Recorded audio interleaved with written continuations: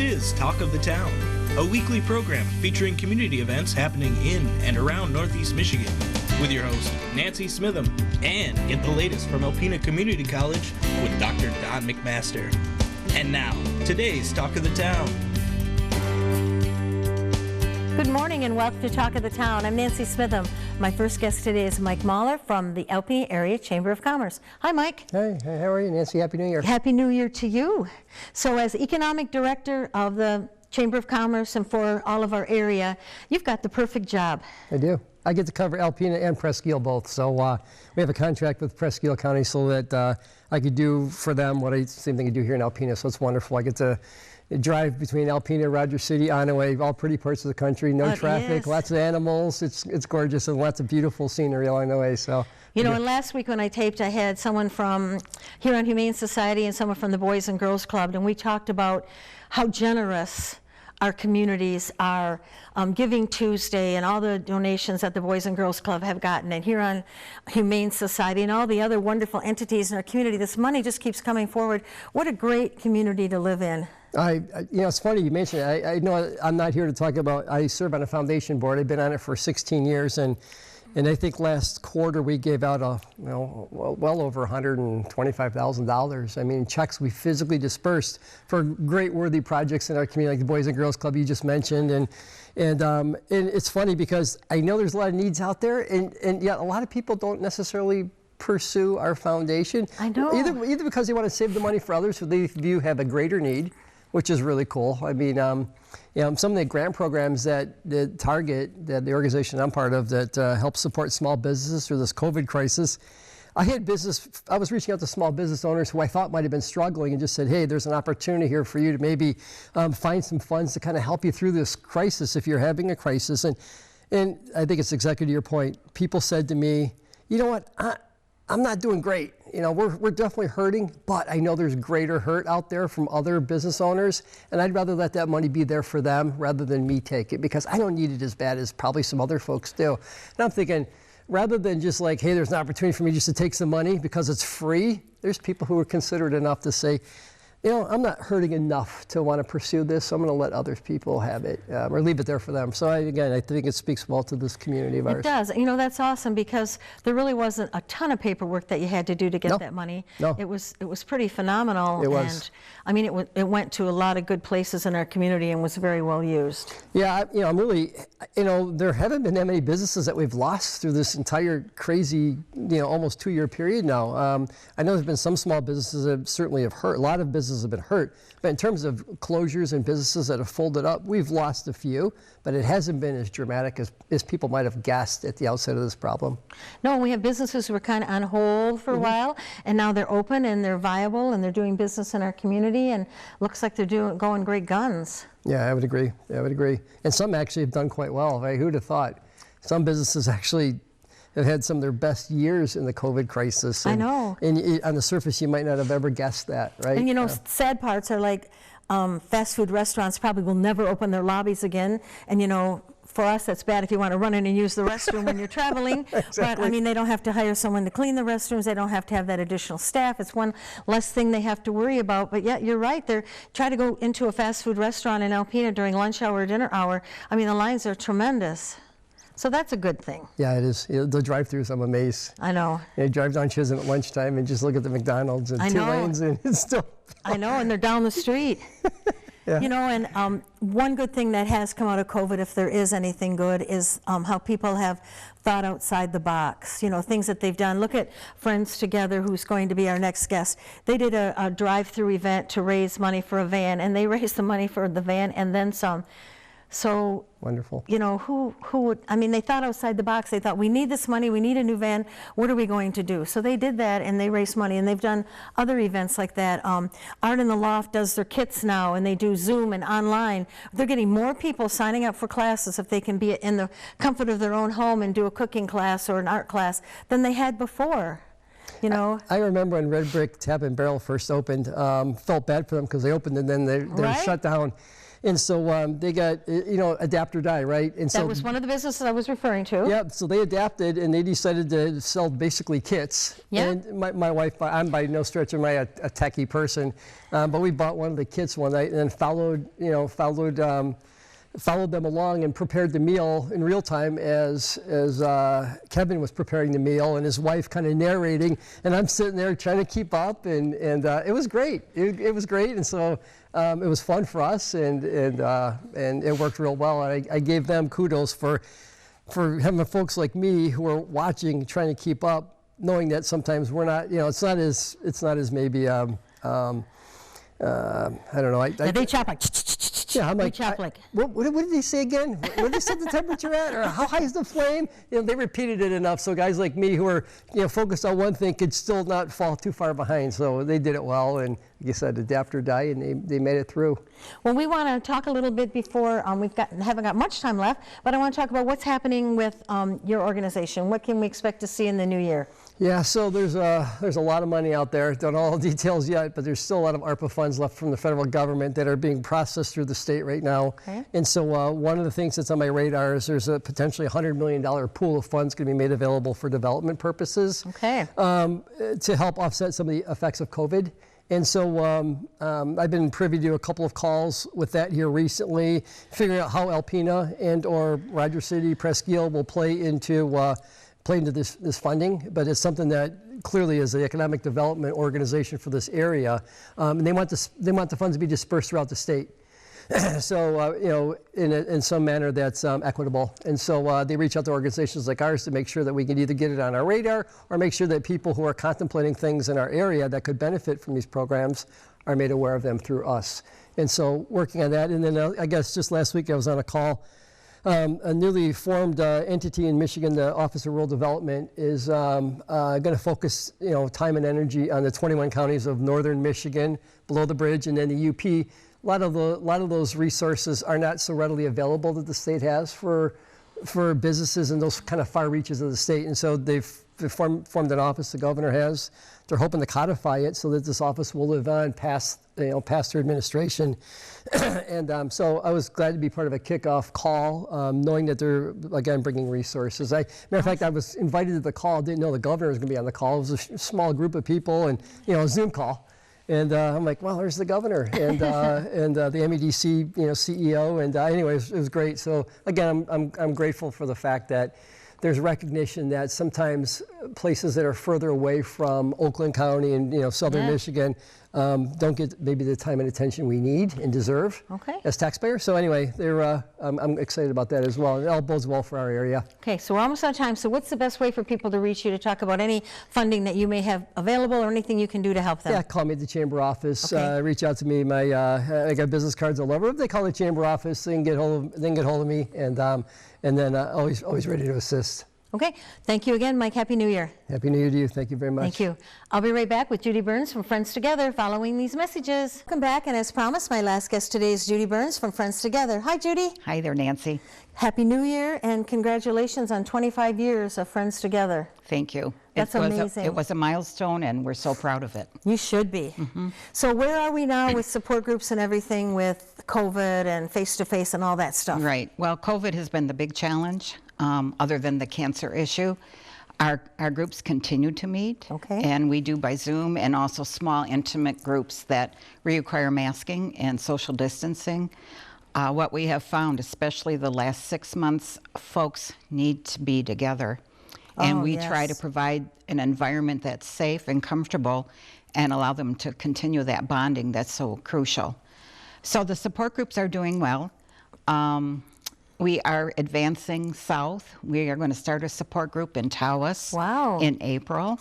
And I have a core group of folks who are on a committee and a facilitator. So Tawas, here we come. We do a lot of transporting to and from southern areas into Alpena. So we try to really encourage those folks to form a group and get their local support also. Congratulations. Along with that, we have some new programming. We're going to start a video series on diet and nutrition for persons coping with cancer or anyone. In general, we are working with Mid-Michigan, my Michigan, dietitian, and so we are going to film it, and you can go to our website and click on and watch those videos for nutrition. And then we just engaged a young woman new to Alpena, and she is a speech language specialist. She will work with folks who have lymphedema of the head, the mouth, the esophagus, the upper body, to help them with the lymphedema, the cancer issue, also to direct them to better habits of social eating. Okay. It's a real difficult thing for folks if they have a trach or if they've had that kind of constructive surgery. So that's her forte. We also are going to do a few things about train your brain, cognitive creativity. We want to introduce a lot of new programming for our folks because the need is there. Oh, yes. Our transportation program continues. It's up and strong, and we transport patients with our vans. We also provide gas cards, overnight lodging, and hopefully with our advancement and growth south, we will be able to have possibly a third van to help with those regions. That would be wonderful. So we are growing, and we are very, very happy about what we've been able to accomplish these last 2 years. And we are planning for the next generation of Friends Together. Very good. So I know you have some fundraisers coming up. Tell me about those. Those are so vital because that's what gives you the money to do all these wonderful things that you've been talking about. Right. And again, all this wonderful support from the community allows us to offer everything free to our folks. Well, in February, we're having dueling pianos, and the theme is Gold Rush. And just please come expecting a Western wonderful gold digging night. We have dueling pianos, we have a couple of different raffles, some games. We're going to dig for gold that night. Well, I know it was fun at Brown Trout Festival. It was a blast. Yes, it was. It's the best, one of the best events we sponsor. I agree. So if anyone would like to join us, the tickets are $25 each. You can stop in the office or call us or connect with us on our website. We really, really prefer advanced sales, so we make sure we have enough seating for those who come. Okay. So it's $25 at Friends Together. And then in the summer, of course, we'll have our pig roast and our traditional turkey dinner.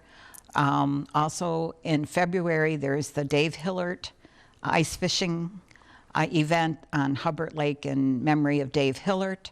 And Dave Hillert's daughter, Michelle, is our newest employee. Ooh. So to honor Dave, they were so part of Friends Together. Oh, yes.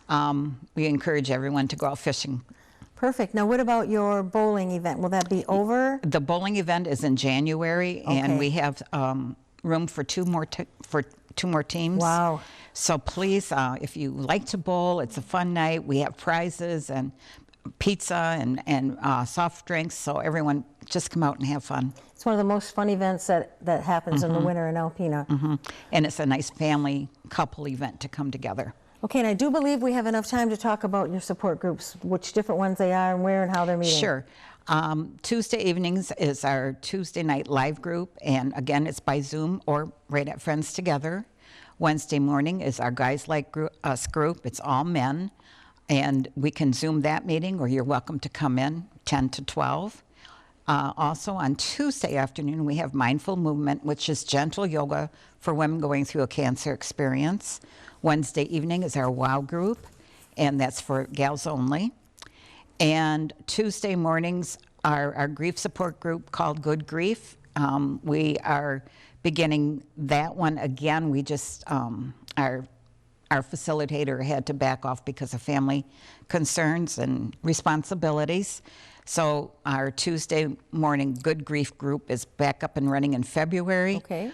Now, what else is coming is we hope to provide a journaling group coming in March when our snowbirds are gone but coming back. We will have a daytime journaling group. Great idea.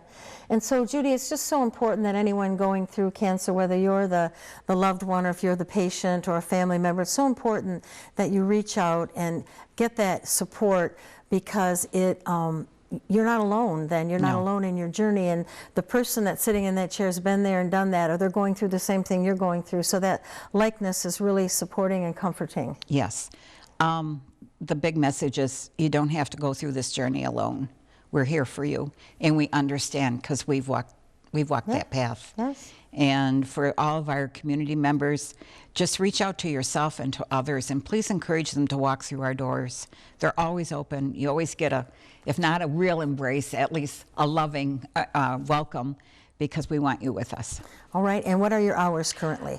Hours, because of COVID, are 9 to 3 every day. We are there in the evenings or on weekends by appointment. Okay. So don't hesitate to call, leave a message, we'll get back with you. Right, if you have a doctor's appointment, you need transportation, or if you need information, you're a valuable source for all of those things. Yes, and along with that, we have so many resources, especially for women who are going through a cancer issue. We have a new patient planner that we've purchased and we're giving to new patients. Okay. So everything we can think of to make your journey better, we'll do for you. Okay, and what's your phone number? Our number is 989-356-3231. Thank you very much, and once again, Happy New Year, and Thank you. everyone in your office for all the wonderful things they do for our community. Oh, they're great. Thank you. They really are. Please stay tuned for Dr. Don McMaster following these messages. Greetings, everyone, and welcome to Talk of the Town. I'm Dr. Don McMaster, president of Alpena Community College. Pleased to have as our guest this morning Dr. Carol Walczak, speech instructor at ACC, knowledgeable Language Society. And now city council member. Yes, that's true. Your plate is full. Yes. Well, it's thank you full. for coming today. Well, thank you for having me. So I'll just be brief. I'm interested. We're entering another semester. Starts on Monday. 2 years into the pandemic. How do you feel about how the upcoming semester looks and the challenges of being a teacher? Well, as far as being an instructor and going into the classroom, I'm very happy to be back face to face. Yeah. For me in particular, and I don't know that this is true for everyone, but communication classes, the students are better, maybe best served by face to face. However, all of the technology that we have, the remote learning and online, has certainly created a different kind of dynamic in instruction that allows for a lot more flexibility. And that feels good to have a safety net. So I'm grateful to have that for ACC. But I'm hopeful. It looks good, and classes seem to be full, and that's nice as well. Yeah. So it's going to be a busy semester. Yeah. Yeah. Well, great answer. Yeah. It's been challenging for everyone, locally, statewide, nationally, worldwide. And it puts a strain on people, students and staff alike. So recall 2 years ago, I believe, we had 2 days to go to online instruction, Yeah. and we did it. We did. Yeah, we did it. That's something to be said. Yeah, So. it sure is. So I have enjoyed over the years your work with Knowledge Bowl. Oh, thank you. Thank you, Don. Tina and I had kids go through, and it was a wonderful experience at Alpena High. I see these young people as a judge now, avid-minded, bright kids from multiple schools, and it's just a lovely event. It and is you are the moderator.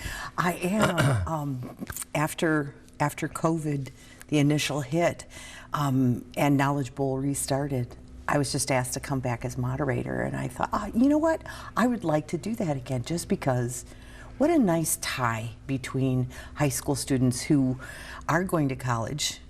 These are really bright kids who have their sights set on a college education, and some of them do go to ACC, so I get to know them afterwards. I also get to know many of my colleagues have children, including you, who are in Knowledge Bowl, so I get to know people on a different level there, and they're so bright. That never ceases to amaze me. Ask a question and math problem solved in their head in 2 seconds. It's just phenomenal. Yeah. And it's a nice exchange, and I like having that, being in touch with young people. They're just very kind and welcoming to somebody who I consider a different demographic from themselves. And Yes. Yes. So they're nice. They're great. It is great. Yeah. There's so many neat things about it. Watching the interaction between bright kids from different schools. Oh, yeah. And them kind of sizing each other up in a friendly, respectful way. And there's a little repartee that goes on between them, because it is a competition after all. But I do love when the match is over and the students walk up and they have great responses for each other, lots of feedback, like, great answer to that question. Yeah. How did you know that?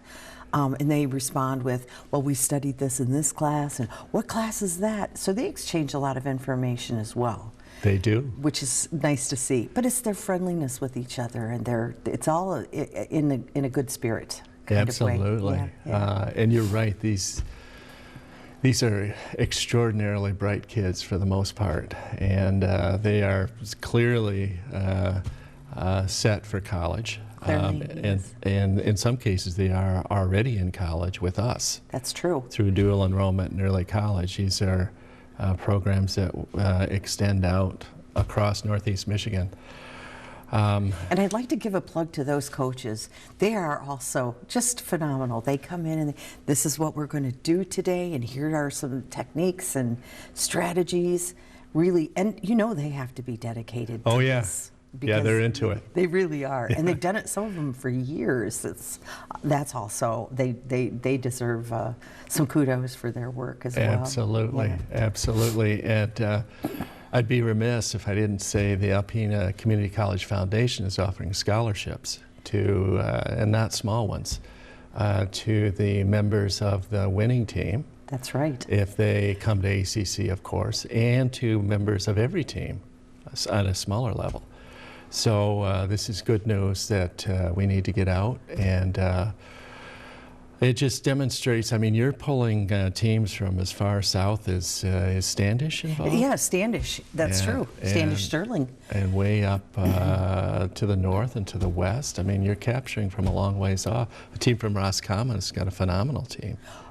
Amazing. Yeah. They're good team. Yeah, they're a really good team. And it's nice to see all these faces again. It just, it's a wonderful exchange. And I love the idea that we have a scholarship, because I think when the students feel like, hey, there's a bit of skin in the game, we could benefit by this. Not that they couldn't benefit, but now there's more even to benefit from, and I think that's wonderful. And additionally, we have all ACC faculty and staff as our judges for this last couple of years, which is a nice change, because during the off times we weren't able to do that. So this is good. Yeah, this is really good. It's a good activity. Yeah, it's a nice relationship or partnership, I think. Absolutely. Yeah. So we have about a minute and a half left. Let's talk about Language Society. Your work in that over the years has been great. We're headed, thank you, Don. We want to go to Italy and Greece, but we're all just keeping our eyes open, and we're reading the news, and we're trying to stay on top of what's happening abroad. But yes, Greece and Italy. So we're thinking about doing a day in Italy as an event, or a day in Greece, and serving up some food recipes, and of course music, and maybe traditional games or topics. And as always, we try to study the languages before we go. So that's where we are right now, working on fundraising. We've done a bunch of that, and pop bottles. And refundables are always a big source of income for us. We've got enough cans and bottles in our garage to fund probably one student. You do. Well, we're counting on you. And now we have this big fixture that might be taking place with the I'm sorry, what is Andrew Pad's department? Manufacturing. For refundables, which will be really cool, life-size pop bottle, I guess you could say. Yeah, well, it's an artistic endeavor. Yeah. And And the art department's also with Brian Shorn. His students are going to do the painting to make it realistic. So I think it's a nice step in the right direction. Agreed. Yes. So, Carol, thank you for everything you do at ACC and in the community. Oh, thank you, Don. Yeah, and thank you, folks, for watching Talk of the Town. We'll see you again next week. This has been Talk of the Town with your host, Nancy Smitham and Dr. Don McMaster. For a list of community events taking place in Northeast Michigan, please visit our website at wbkb11.com and click on our community link. This has been a Thunder Bay Broadcasting Corporation production.